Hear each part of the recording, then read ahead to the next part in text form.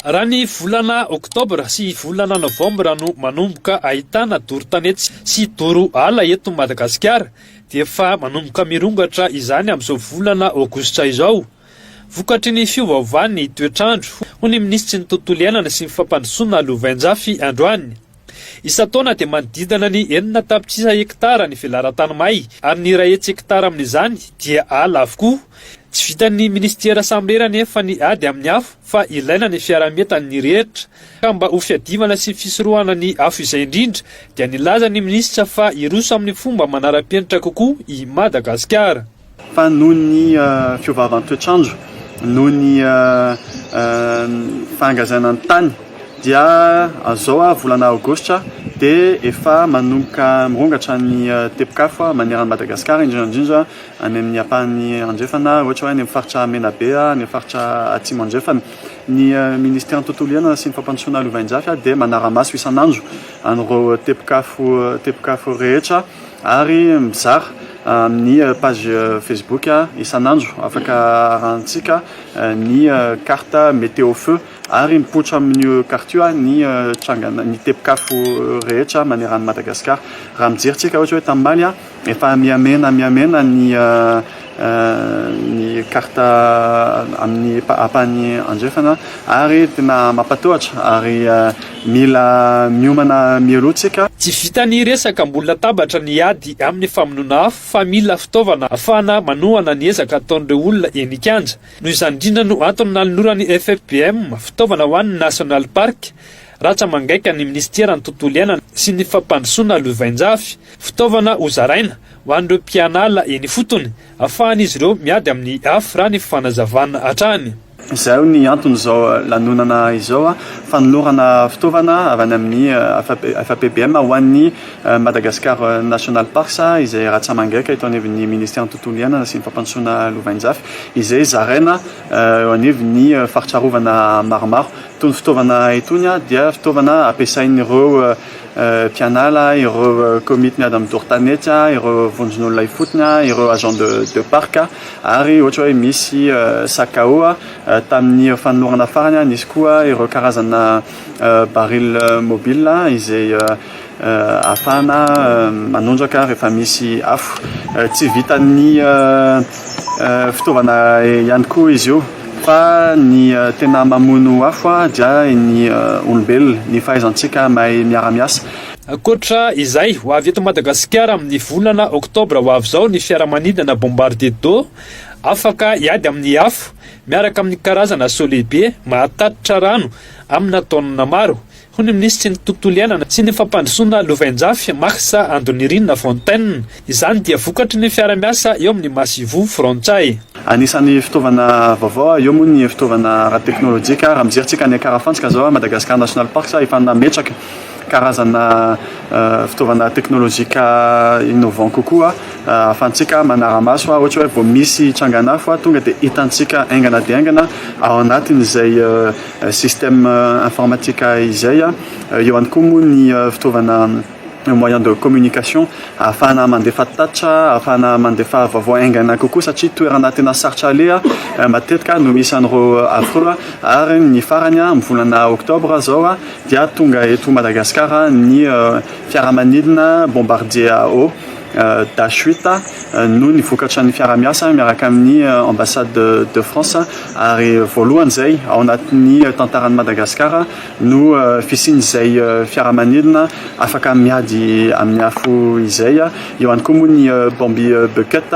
izay karazana saut lehibe mahafeno eo amin'ny taonina na rano anankiray apetraka ambanina helikoptera ary mifameno miaraka amin'ny fiaramanidina zay fitaovana izay. Natao teny Ambatobe androany moa ny fanoloran'ny FFPM ireo fitaovana ho an'ny Madagascar National Park izay ho tsinjaraina amin'ireo faritra arovana samihafa. Latsaka katerina ny firenena malagasy amin'izao fotoana izao. Maro ireo rarahana fapana nandratsy endrika ny firenena malagasy indrindra teo amin'ny sehatra iraisam-pirenena. Isan'izany ny raharaha fanampizenana ratsakafo tetsy Ambohimalaza, ny raharaha boina 777 izay niteraka resabe amin'izao fotoana izao. azo nitarafana ny tena fotom-pisaina ny malagasy ireo zavanitranga rehetra ireo ho ny fanehoan-kevitra nentin'Andriamatoa Jean Nirina Rafanomezantsoa androany feno fankalana ny ankamaroa ny fotom-pisaina ny malagasy ankalasamy famingavingy sy tsy ny fanome aja intsony eto amin'ny fireneny tsy mety zato isan-jato ny ataon'ny fitondram-panjakana kanefa tokony anome asina sy lanja hatrany mpitondra ny rehetra ny averiko foana tsy Andriamanitra koa reo mpitondra tsy dia vola mpanohatra malagasy iray amin'ity tanindrazantsika ity sika latsaka anaty akatirena ny firenena mila pointsika halalana hoe inona tena zava-misy marina feno fifankalantsika dia feno fifanenjehana en plus isika niaritra mondialisation ho avambe nanosika mafy atsika ny resaka fanatotondrona ditatsika hoe famingavinga tsy mifanisy aza antsony atao firenena ary matetika lasa any amin'ny resaka tsy miteraka vokatsoa misy ao mpitondra dia manasoa ny vahoaka misy ao mpanohatra dia anohatra fa za nefa ny mahitsy ny teniko hoe raha ohatra ka misy tsy mety ataon'ny mpitondra za tsy miteny hoe mety zato isan-jato ny ataon'ny mpitondra za kosa nefa miteny hoe ny mpanohatra dia lasa mpitolo kokoa satria tsy mametraka mihitsy ilay hoe débat constructif ahoana fomba iditsika hevitra mba hitondra any amin'ny resaka fampandrosoana fa jerentsika raha resakitsika ndrarambo malaza dia lasa eritreretintsika fa hatrampy malagasy pray-tanindrazana amintsika dia lasa atao fikarana ara-politika zavatra diso zany miteny raintsika ny resaka ohatra hoe avion misy olona diso tao fantatra tsara fa tsy fanjakana samy fanjakana ny treseny reny tokony zany any amin'ny fifanitsina ny tokony ataontsika hoe zao le olana dia zao vahaolana zay mitondra firenena tadidio fa ny jiola politika sy ny mpikaramana politika be loatra eto Madagasikara tsy manantsika an'izay fomba hoentina anarina an'izay firenena izay dia ankalatsaka katerina ny fantrana izay todiako any amin'ny vahoaka hoe tsy maintsy miasa ianao vao mihinana lasa manao fanoherana botolo ihany koa ny mpanohitra amin'izao fotoana izao ho iatrany Rafanomezantsoa Jean Nirina tokony ady hevitra makany amin'ny fampandrosoana no atao raha ny fanazavany daika aloha ngamba dia hoe voninahitry Madagasikara ny andray an'izany satria hitantsika tamin'ny andro fitondran'Andriamatoa Marc Ravalomanana ny bras de fer politika teto Madagasikara dia tena Andriamanitra kely mihitsy zao SADC zao dia ankehitriny zany avitsika ny SADC ny dikan'izay na mpanohatra raha mahatsapa ny to ambony an'izay SADC zay ny tiako tenena zany ao anatin'izay rehetrarehetra zay dia ny hoe andrasana io ao anatin'izay rehetrarehetra zay ihany koa ny toe-tsain'ny mpanao politika za aloha zany tsy mieritreritra hoe inona zavatra ho atao fa matoantsika tonga eto amintsika zavatra SADC dia tokony io anaraka an'izay koa ny mpanao politika satria lasa mpanao politika feno fankalana mpanao politika mpitolo mpanao politika mieritreritra ny titenany rery ary tsy velona va dia manjanany raha tsy manao an'izay politika tsy mendrika ho an'ny firenena izay asa ihany koa no vahaolana ho an'ny rehetra ary tsy maintsy miasa vao mihinana hoy Jean Nirina Rafanomezantsoa ankoatra izay nefa dia mila mijery akaiky izay tokony ara-iasa amin'ny filoha mba ho olona varina sy vonona no anao ny asa ho an'ny vahoaka malagasy ny mihinana zany teneninao dia asa ihany raha tsy izay dia eto moa zany misy zavatra kely antsika mpitondra hatramin'izay diso ro manampahaizana be avy any ivelany no mitantana ny firenena manao plan hiditra amin'ny fiainan'ny olona anangana an'izao sy zareo fa mba atao version contraire indray zany le izy aleo ny hevitr'ireo vahoaka mihitsy no alaina hoe ahoana ny fomba anaovana création d'emploi satria maninona tsika ny hanafatra katsaka maninona tsika ny hanafatra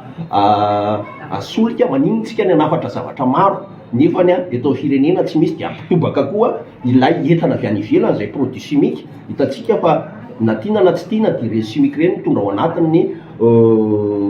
fahafatesana dikany tiako tenenina tsotra kely monsieur le président tena mitodika président de la république misy olona vonona fa tsy vanona ary misy olona vanona fa tsy vonona dia izay zavatra izay ny angatahako aminao hoe enoy raha izay manokana zao dia manana fomba hoentina hanavitra aingana dia aingana firenena